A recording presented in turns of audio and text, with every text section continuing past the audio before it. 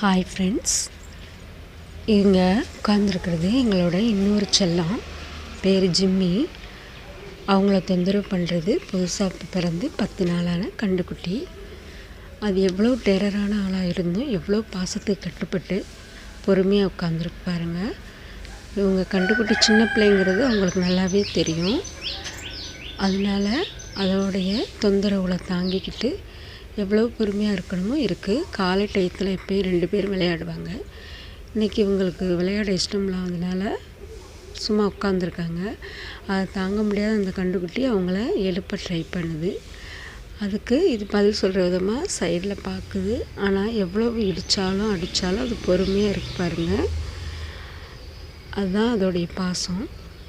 okay friends, இது மாதிரி க்யூட்டான வீடியோஸ் பார்க்கணும் அப்படின்னா என்னுடைய சேனலை சப்ஸ்கிரைப் பண்ணிவிட்டு நீங்களும் இந்த மாதிரி வீடியோஸ்